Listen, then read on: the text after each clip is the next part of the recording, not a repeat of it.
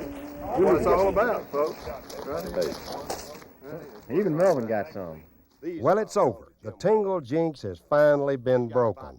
That's me on the left, and those 3 ducks are mine, I can assure you. If you were watching last week's show, you saw me get skunked on 2 Delta duck hunts. And I blamed the weather, and everyone else blamed me. Well, finally, I found the right place and the right group of hunters. This is a lake sausage, Archie. It looks like a chicken that got run over in the road.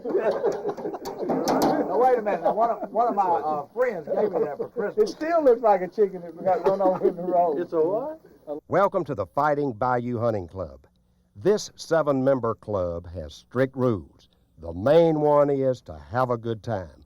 Located up Highway 49 near Slaughter, Mississippi, Fighting Bayou is prime duck habitat.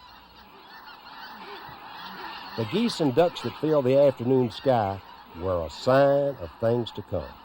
As the sun set on the Mississippi Delta, I could feel my luck was about to change. And I was also feeling a little hungry. This is marinated filleted duck right here, duck breast. And you've never had it before. It's the best way to eat a duck. People who don't like duck will eat duck like this. It is absolutely the best. We're going to have a little elk, and we're going to have a little deer meat, duck breast. So we're going to do it all tonight. Club members George LOTTERHOS, Skip Jernigan, and Billy Van Devender have been friends a long time. They played football together in high school and at Ole Miss. One of their rebel teammates was the legendary Archie Manning. Archie and his son Eli were the guest of honor on this jinx-breaking duck hunt. Archie grew up just up the road in Drew, Mississippi, before going on to a great quarterbacking career at Ole Miss. Manning is driven out of his pocket, but makes one of his many big plays of the game. He darts in for the touchdown to end an... Well, Archie knows a thing or two about jinxes. Having played for the New Orleans Saints in his early days, Archie wasn't a hunter as a youngster, but he has tried to instill a love of the outdoors in his 3 sons. Melvin, I didn't do much hunting, and it's amazing because all my buddies did. I don't know, I don't know what it was. I don't know if anything turned me on. My daddy was a bird hunter. I guess I really didn't like to walk that much bird hunting. And my buddies would go hunting, and I'd stay back and shoot basketball and play ball, and they'd come back, and then we'd play some more. But I never hunted very much, and I kind of regret it. Well, I noticed Eli seemed to enjoy it this morning. Would like to see him get into hunting? Yeah, I think Eli really has an interest. My older boys, we went a few times, but then they got into sports and down in New Orleans, and just it was always a season going on, and we didn't do much. But actually, Billy and Skipper, I think, it just kind of worked on Eli there, and Eli seems to like it more. So we've been coming up here. We come up one weekend every year, and have really enjoyed it. While us older folks waited patiently for supper, the kids found plenty to occupy their time. Skip's son, Guy, and Billy's son, William, sharpened their hunting skills with a little Mario. Eli fell in with some young card sharks, while John Polis, the son of Dr. Sam Polis, stayed close to the appetizers.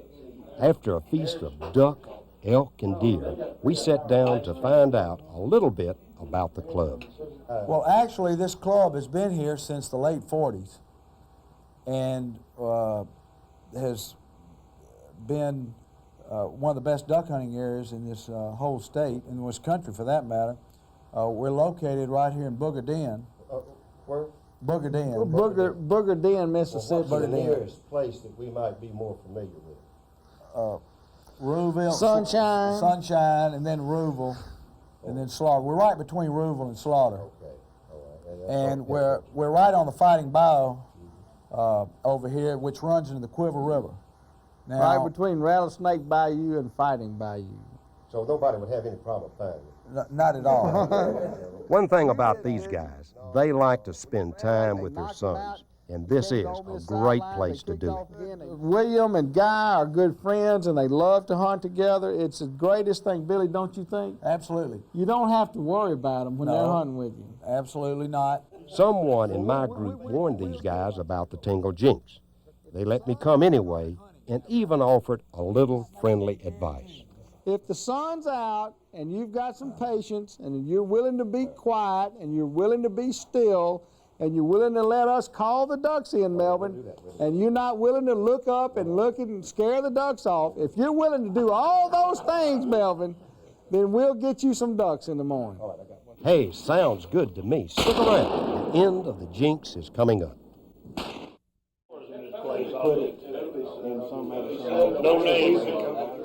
One of the best things about fighting Bayou is that it's just a short distance from the hunting holes.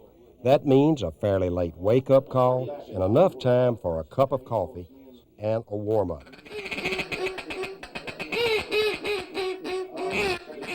I'm calling back to him. He called me in.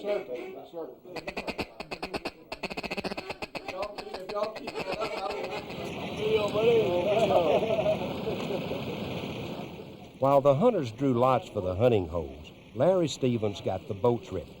Our group got lucky and drew the Wansley hole, the best duck hole around. Hey, always take a TV camera with you when you want the best spot. A short boat ride got us to our location. Flooded timber about knee-deep in water, the sky was crystal clear, and the air was crisp. We took a ton of folks to the hole, 4 fathers and their sons, along with Jim Walker and myself. You'd think by now that Jim wouldn't hunt with you. Maybe he's got the JINX. We spread out and waited, but not long. Skip called them right in. Take them.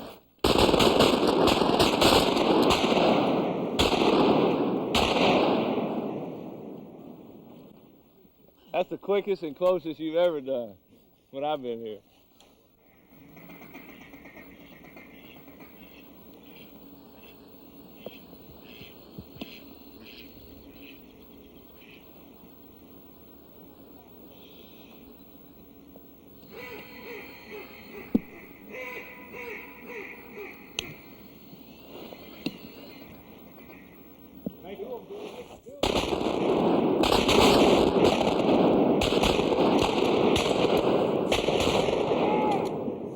Killed me a duck, good.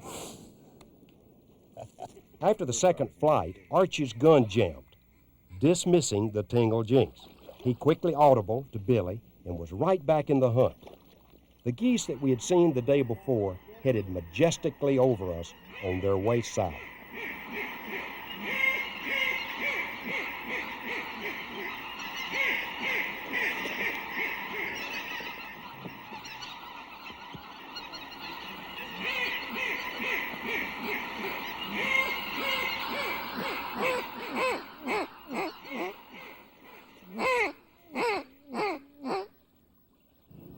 With Skip handling the calling and Gracie ready to retrieve, the ducks came boiling in. They wouldn't stay away.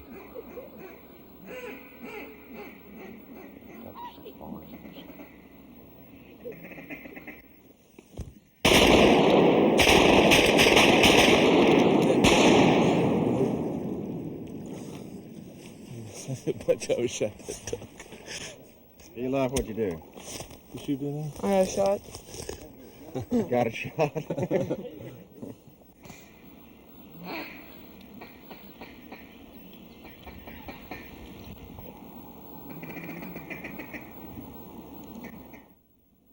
Take them.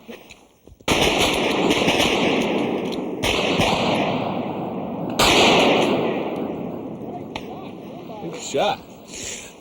Look at Jim. Hadn't had an oxygen mask on, he was so high. Woo. A good hang time, man.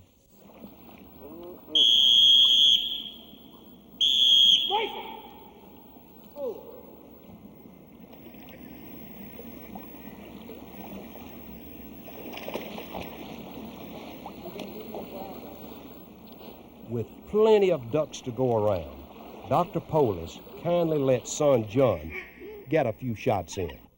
Take them. Good shot, John. Good shot. What'd you do, John? I think I got a great head. That was a good shot, John. And your gun. And my gun jammed. John, you bring us good luck, fella. Well, thank you. You did great out there. Some people have a rabbit foot, and we have John, don't we? I believe so. Well, I know it's a joy to have your son out to experience something like this, isn't it? Absolutely. That's what it's all about, Melvin's trying to get kids out with their mothers or with their fathers hunting. You know, in the past that wasn't a problem, but now it is with everybody living in the city and not having the opportunity to go out and enjoy the outdoors. And so that's what's so refreshing about seeing this happen, to see all the children here going with the parents.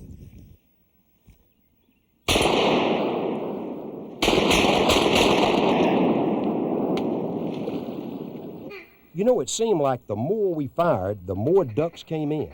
Skip knew just when to call and when to be quiet. You know, most people overcall their ducks, and you saw this morning when the ducks were coming along the tops of the trees and looks like they had their wings out and their heads kind of down, and we'd get real quiet, wouldn't call at them and just let them come on in. You know, if you call at them in that situation, more than likely you're going to blow them out of the hole, or you make the wrong call and you'll flare them somehow. But you saw when we got real quiet, real still, they'd come right on down in there, and then we'd get some real good shooting. If they made a pass, then you could call at them a little bit and make them come back again, and they'd come on down in there. It was a good thing that Skip brought Gracie along. She got a great workout, and it was a real treat to watch her work. She's 10 and a half years old. She knows this game pretty well. She's done this a lot. So she's picked up everything from rabbits to pheasants to quail to doves, geese, ducks. Getting a workout today. She's getting a good workout.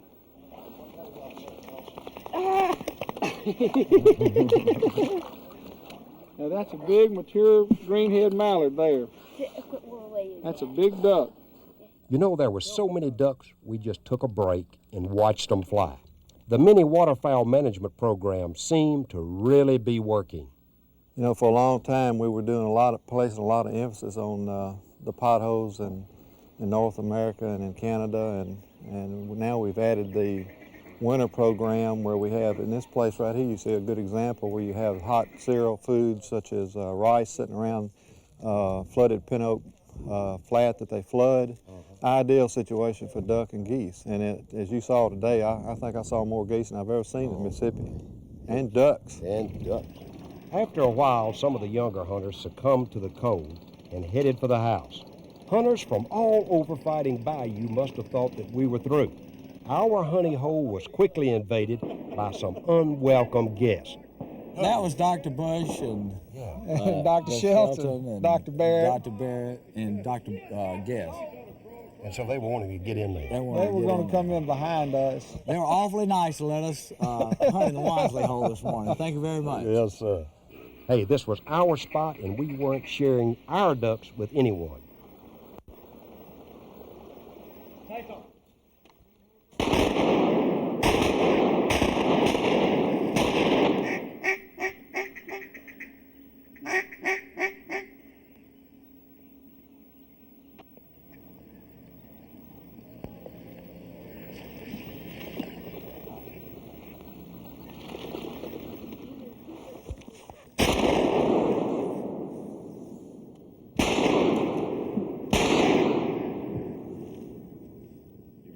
I missed him. Well, Archie, I tell you what, how would you compare this morning's hunt to, say, a football game? I'd say that I give Skipper, he did a great job of calling him. I said it was kind of like throwing 3 or 4 touchdowns in the first quarter. You think so? Well, because that's, I'm like Eli, this is the 3rd year, I believe, we've been here to Fighting Bayou, and then we've been a couple other times with Bill and Skipper somewhere, but that's the best hunt we've had, and certainly the best start, and that was really a lot of fun.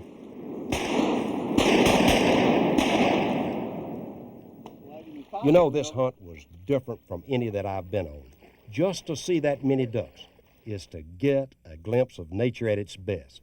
And with the Tingle JINX gone, I bet they'll even invite me back next year.